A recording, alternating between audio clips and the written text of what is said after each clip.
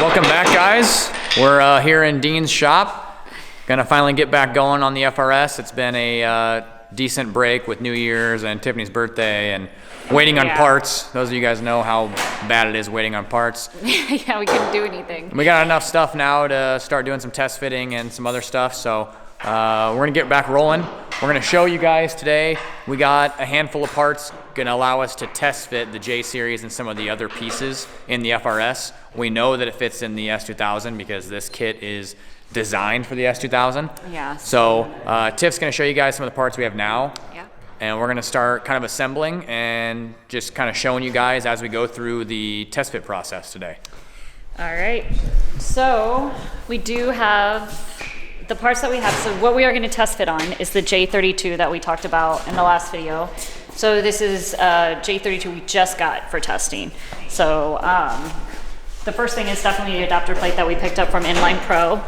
This we're going to fit on there, so then that engine can actually fit to the S2000 transmission, because Justin with his FRS was running an S2000 transmission, and so was I. So we do have to have this because of the depth. And then with it goes with it for the flywheel. We actually have to actually have an adapter for the flywheel as well that we got from Inline Pro. Since the adapter plate is 3/4 of an inch thick, yes, the flywheel has to be spaced out 3/4 of an inch as well.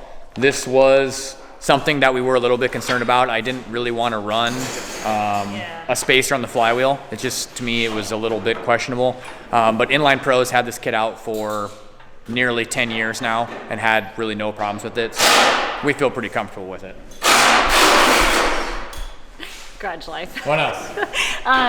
So for a starter, we can't run the S2000 starter, even though they somewhat look similar. This is actually a K-series starter that we're going to be using, and then we actually had to get an adapter plate for that too. For that bolts on here. Yep, for the Inline Pro. So this is a starter I got off eBay to test fit. They told me it was tested and perfect.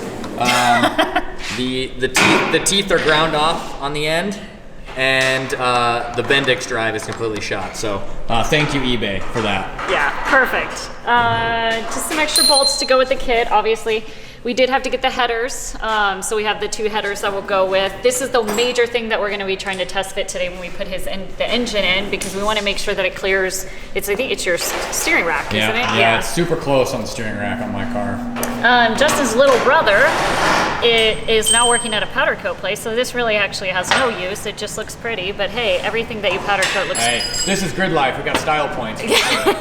So you got his brother to powder coat. So you're gonna see us like roll around with style. We're gonna powder coat like everything. Justin did pick up, so we always have, if you get to know us, you know that, and Justin, he's the worst about this, he likes to change springs and he likes to adjust his suspension every single time after every race. So he ended up picking up these. They're NASCAR sway bars. Different weights, different sizes, you can see. Got the whole kit for a really affordable price, but we're gonna work with these, make some plates for the rear sway bars, see how they work, and test fit those, and then probably try to test fit some for me. I don't change my alignment. So the reason why we try to utilize, and a lot of people know this, we try to utilize a lot of NASCAR parts because they're super affordable. Yeah. NASCAR teams are constantly upgrading, making changes, and so you can find a lot of their parts on like surplus websites or on eBay. Like these 4 sway bars cost $100. When you came and buy a factory replacement sway bar for $100. So yeah, we don't want to talk about, some sway bars are expensive, like my front one. Yeah, Tiff's front sway bar was like $1,000. So this will be a cool project that we'll be able to kind of show you guys how you can make some custom pieces and really save a lot of money and get more adjustability.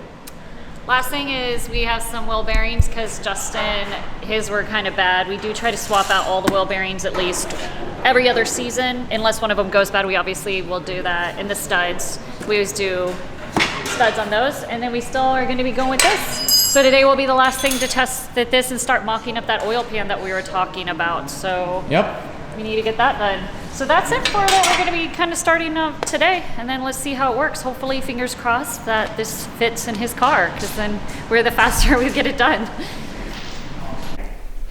All right, Justin, you want to tell us? We got all the adapter plate on. All right, well, we've gotten this far. We already know we're going to have issues. As you can see, the starter sits substantially lower than we anticipated. I was hoping the starter was closer to the bottom of where the pan would be, But this is definitely going to interfere with the cross member and the steering rack on the FRS. So we're going to put we got a mock bell housing here. We're going to put this on, and we're going to test fit it in the car like this, but we already know that that's going to put the engine way higher than we want to have it. So we're throwing around some ideas of putting a different starter inside the bell housing up here from the transmission side. I know it seems crazy, but we've done crazier things.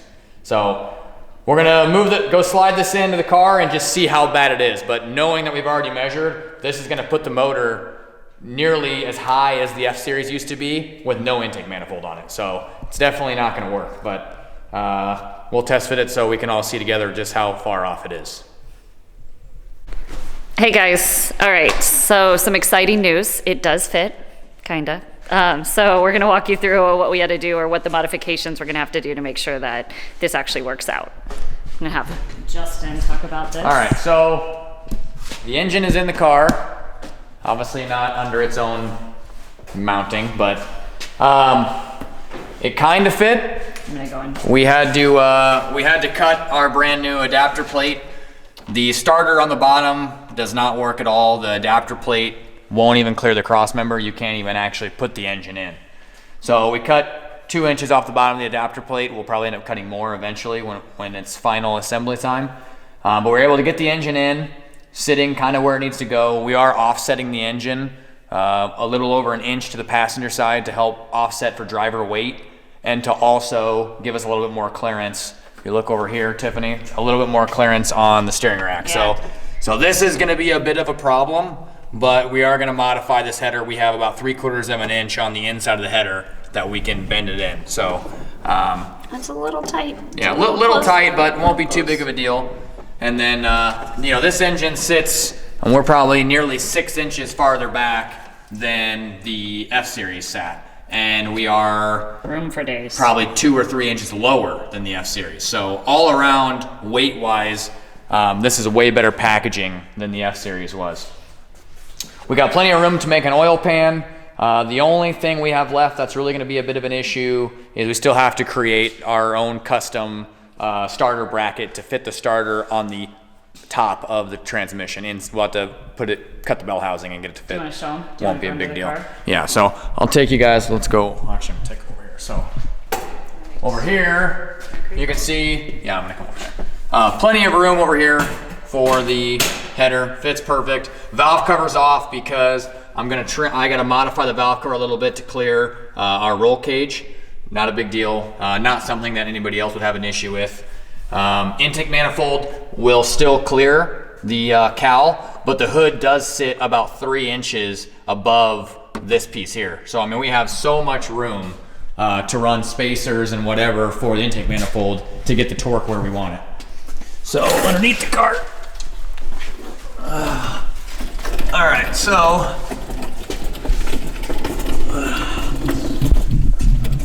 underneath the car, See where we cut it. you guys can see where we had to cut the bottom of the adapter plate, and then they also have you notch the bell housing for the starter, so that won't be necessary since the starter's not going there. Both headers from Inline Pro actually fit pretty well. We'll have to adjust the collectors a little bit to bring them closer together and keep them tight against the bottom of the car. But everything else, we got plenty of room in the top of the tunnel to fit the starter.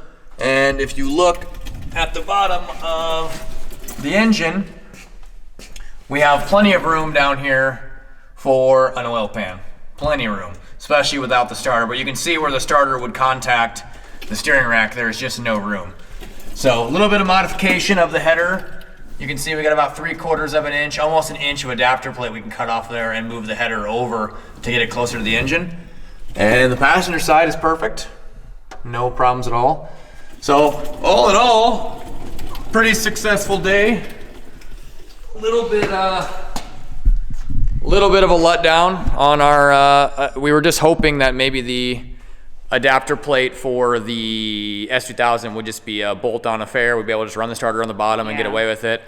It's never that easy. So we'll have to, we got some more fabrication to do, but looks good. I'm very happy with the placement of the engine. Very happy with how low it is and how far back we can get it. And Dean feels pretty comfortable that we'll be able to make everything work. So as long as Dean says it's a go, it's a go. Yeah, we'll make it work. So this will be the end of episode 2. Yeah? Sure. And when we come back, we will hopefully be showing you some kind of custom-made starter piece that works and doing a full transmission bolt-on and getting ready to make motor mounts. Yeah. So we'll see you soon. thank you for watching. Please Bye. subscribe.